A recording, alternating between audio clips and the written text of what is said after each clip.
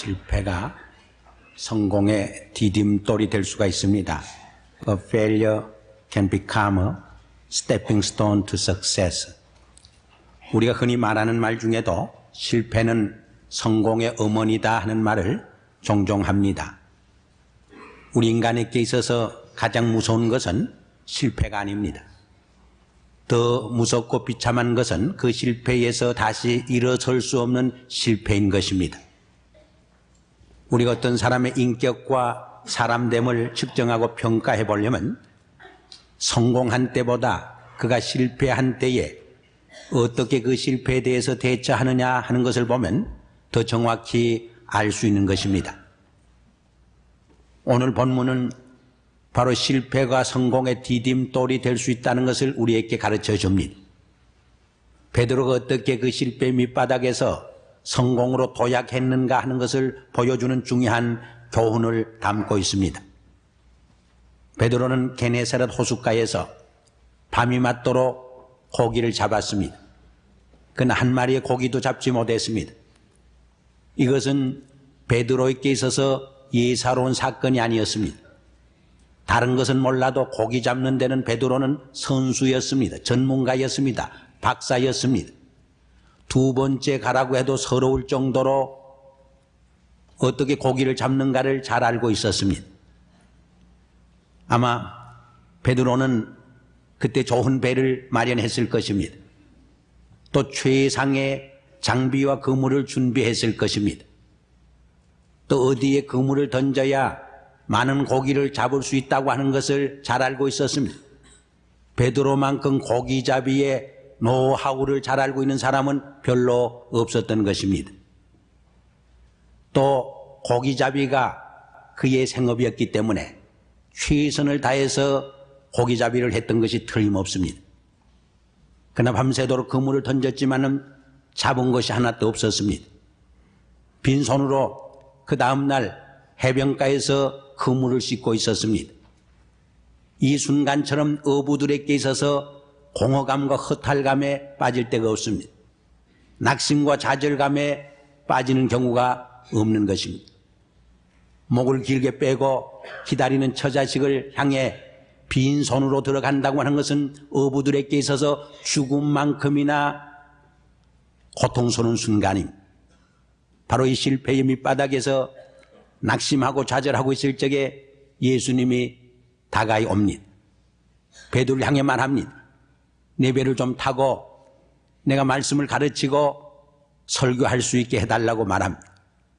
베드로는 주님을 환영합니다. 그 일을 허용합니다. 예수님께서는 그 배를 타시고 호숫가로 조금 떨어져 나가 군중을 향해 가르치고 설교를 하셨습니다. 말씀을 다 마친 후에 조용히 베드로에게 말합니다. 자, 이제 고기 잡으러 가자. 내 그물을 저 깊은 데로 가서 내리라 말씀을 합니다. 베드로는 대답합니다. 선생님, 우리가 밤이 맞도록 그물을 던졌지만은 아무것도 잡은 것이 없습니다. 그러나 주님이 말씀하니 그물을 내리겠습니다. 순종을 하게 됩니다. 그때 그물이 찢어질 정도로 많은 고기를 잡게 된 것입니다. 이것이 오늘 본문 말씀의 줄거리입니다. 사랑하는 여러분, 오늘 본문 말씀을 통해서 주시는 하나님의 세미한 음성을 어떻게 듣고 있습니까? 우리가 공간복음을 읽어보면 예수님은 어떤 기적을 행하실 적에 목적 없이 결코 행하지 않았습니다. 어떤 기적을 행할 때는 뚜렷한 목적을 가지고 행하셨습니다. 우리에게 삶의 어떤 프린시플을 원리를 가르쳐주고 중대한 인생의 교훈을 가르쳐주시기 위해서 언제나 기적을 행하셨습니다. 오늘 본문의 기적은 우리가 밤이 맞도록 수고했지만은 얻은 것이 없는 자리에서 우리가 최선을 다했지만 아직도 실패의 밑바닥에서 낙심하고 좌절하고 있는 사람들에게 무엇을 해야 할 것인가를 가르쳐주는 중요한 신앙적 교훈이, 인생의 교훈이 담겨져 있는 것을 우리는 알 수 있습니다.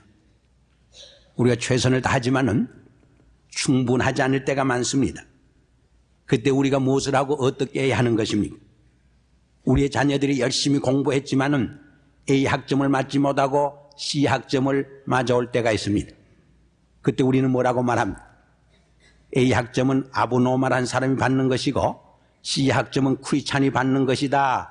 그렇게 위로하고 격려할 수 있습니까? 그것으로 만족할 수 있습니까? 우리가 가정생활과 결혼생활을 위해서 최선을 다했지만은 열심히 노력했지만은 뭔가 아직도 행복하지 못하고 진전이 없을 때가 있습니다. 우리가 우리의 사업과 직업과 비즈니스를 위해서 최선을 다했지만 아직도 결실이 없을 때가 있는 때가 있습니다. 그때 우리는 인간이기 때문에 낙심하게 됩니다. 좌절하게 됩니다.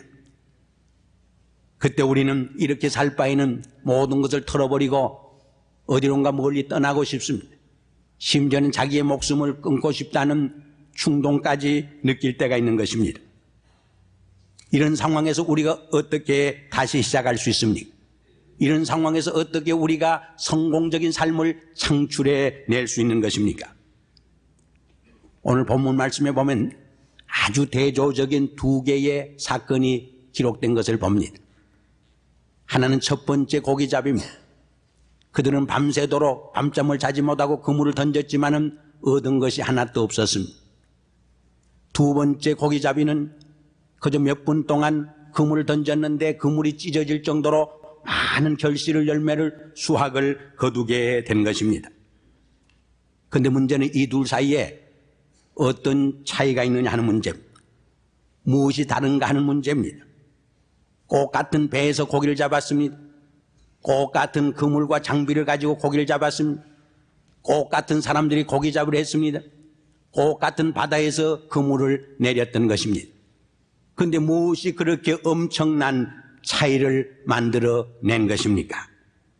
우린 적어도 오늘 본문 말씀을 깊이 묵상하고 연구해보면 이 두 개의 사건 중에는 세 가지 다른 점이 있는 것을 발견할 수가 있습니다. 이것이 실패에서 성공으로, 허무와 좌절과 낙심에서 소망과 희망으로 발돋움하게 하는 성공적인 삶의 원리가 되는 것을 오늘 본문은 우리에게 가르쳐주고 있습니다.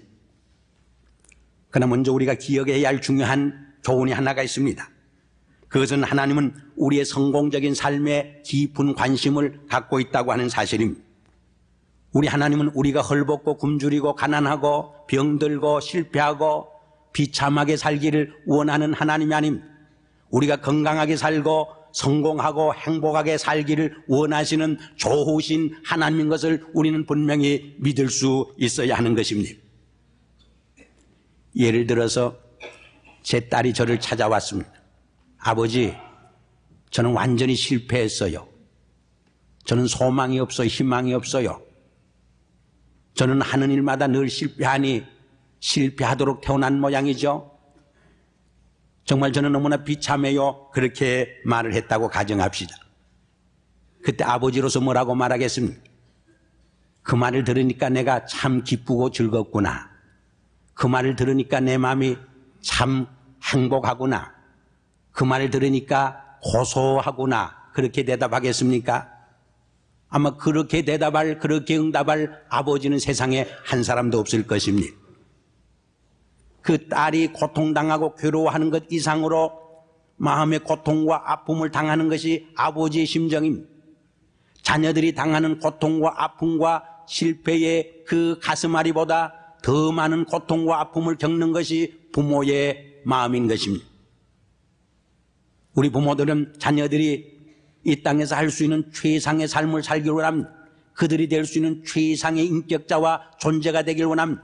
그들이 성공할 수 있는 최상의 성공과 행복을 누리기를 바라는 것이 어버이의 심정인 것입니다. 이것이 우리 하늘에 계신 하나님 아버지의 마음이요 하나님 아버지의 심정인 것을 우리는 분명히 기억을 해야 하는 것입니다. 우리 하나님 아버지는 우리의 개인적인 삶에서 성공하기만을 원치 않습니다. 우리의 가정생활에서 성공하길 바랍니다. 우리의 직장생활과 비즈니스에서도 성공하기를 원합니다.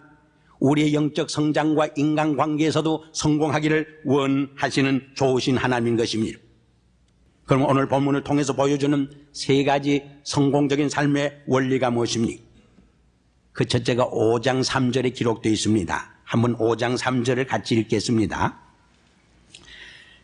예수께서 한 배에 오르시니 그 배는 시몬의 배라.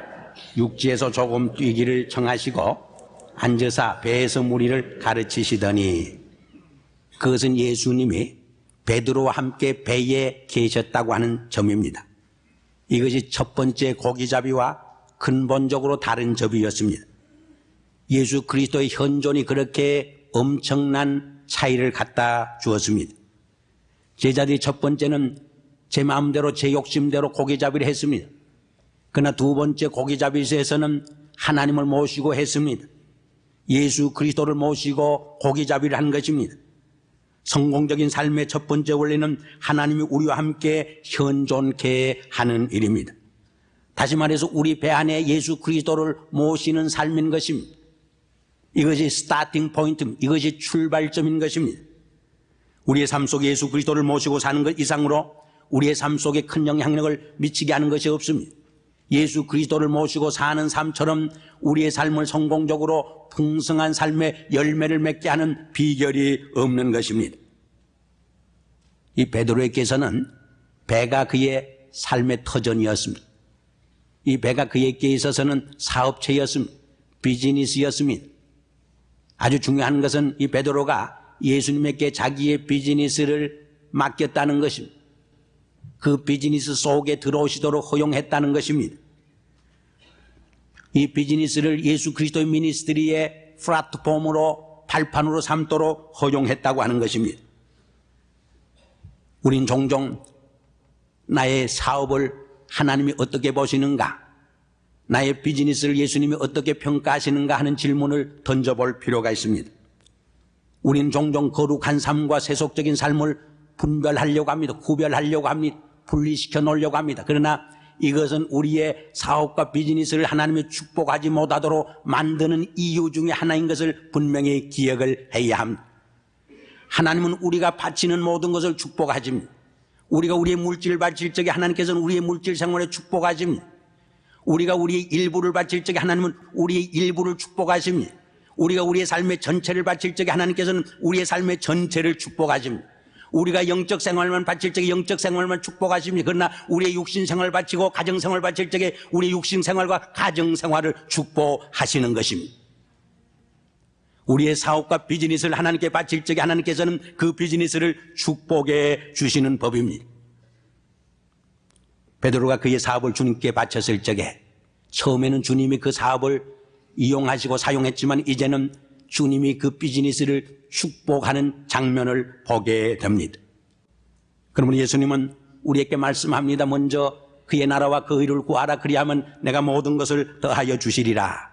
이것이 실패해서 성공으로 가는 첫 번째 원리인 것을 우리는 기억할 필요가 있습니다. 두 번째로 베드로는 하나님과 동업을 했습니다. 우리 5장 4절에서 이 두 번째 원리를 읽게 됩니다. 우리 4절 말씀 한번 읽겠습니다. 말씀을 마치시고 시몬에게 이르시되 깊은 데로 가서 그물을 내려 고기를 잡으라. 그들은 고기 잡으러 갈 적에 자기들만 가지 않았습니다. 주님과 함께 갔습니다. 주님의 인도를 따라서 그물을 내리게 된 것입니다. 예수님 말씀에 순종을 하게 된 것입니다. 예수님과 동업을 하고 동력을 하고 동사를 하고 협력을 하게 된 것입니다. 그때 그물이 찢어질 정도로 많은 고기를 잡았습니다. 우리가 어떤 비즈니스 할 적에 부동산 투자를 할 적에 내 욕심으로 하면은 실패하기 쉽습니다. 그러나 하나님과 동업하면 실패하지 않는 것입니다. 여러분, 하나님이 나의 삶을 인도하실 때 결코 실패할 수 없는 것입니다. 에델 워터스라는 분이 유명한 말을 남겼습니다. 하나님은 실패자를 보증서 주지는 않는다 그랬습니다. 무슨 말입니까? 하나님이 동력하시고 동업하시면 반드시 성공하고 승리하게 된다고 하는 말인 것입니다. 그래서 시편 기자도 말합니다. 여호와 하나님께서 함께하지 않으면 집 짓는 자의 수고가 헛되고 파수간의 경성함이 허사로다. 너희가 일찍 일어나고 늦게 누우며 수고의 떡을 먹음이 헛되도다 말씀합니다. 그런데 여기 주목할 만한 말이 있습니다. 베드로의 레스판스가 대단히 훌륭하고 아름다웠습니다. 그는 예수님과 논쟁하지 않았습니다. 주님 잠깐만 기다리세요. 지금 주님이 제게 고기 잡는 데 관해서 말씀하고 있습니까?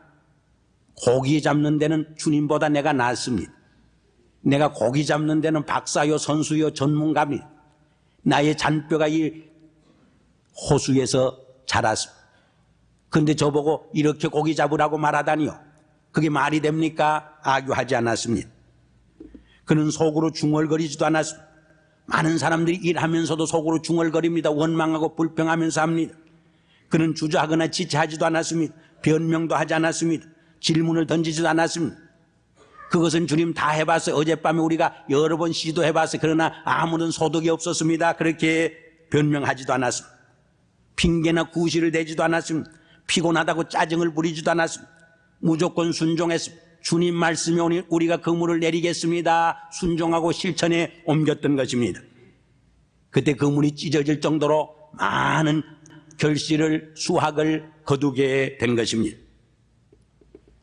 그는 주님과 동업할 만한 마음의 준비가 되어 있었습니다.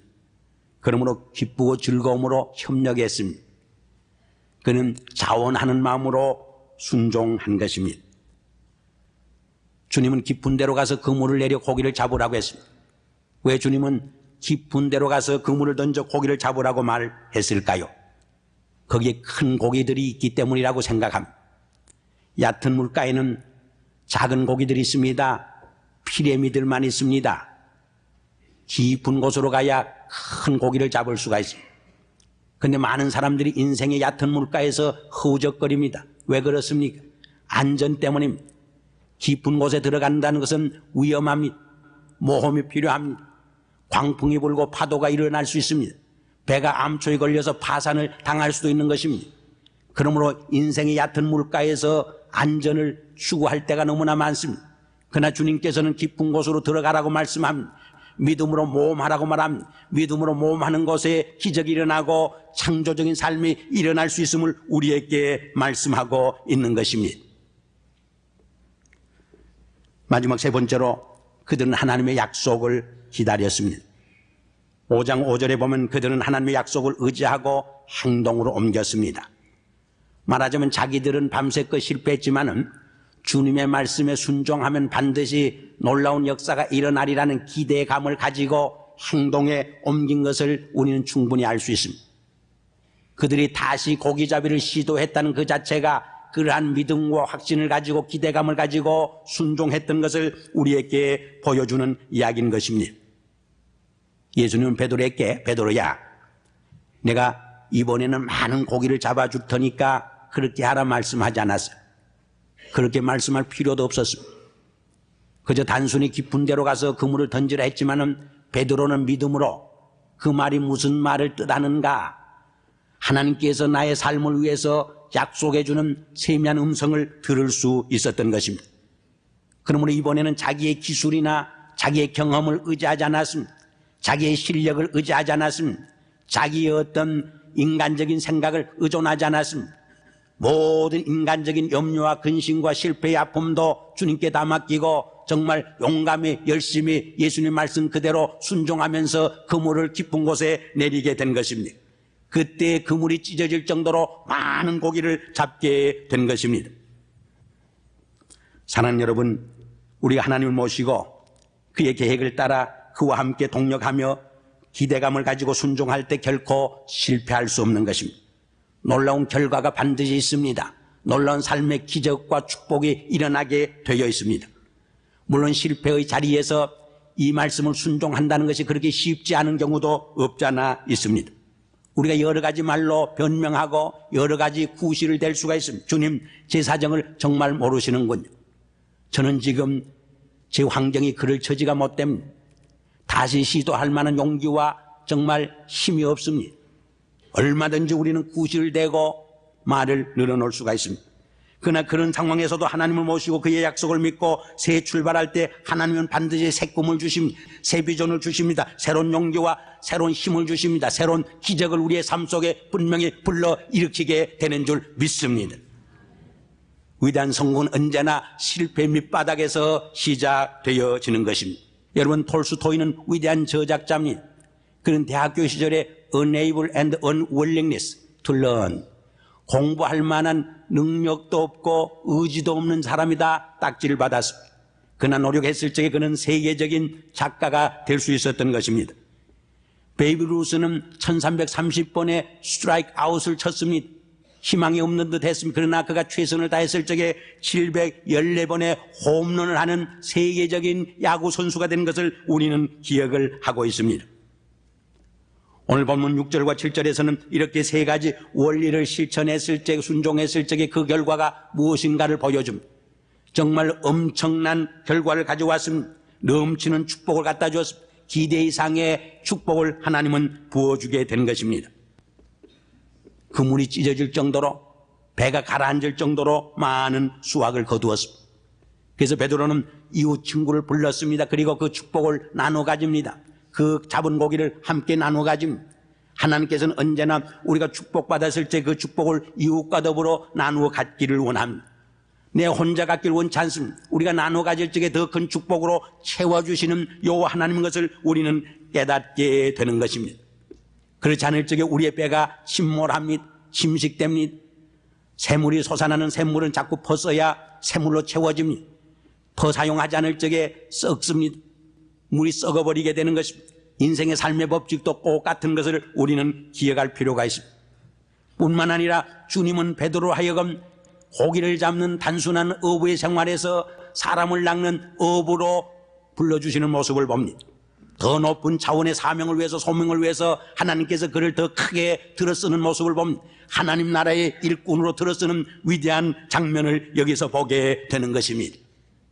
하나님은 적은 일에 충성하고 성공한 사람을 불러서 더 높은 차원의 사명을 위해서 불러주시는 모습을 우리는 볼 수가 있습니다.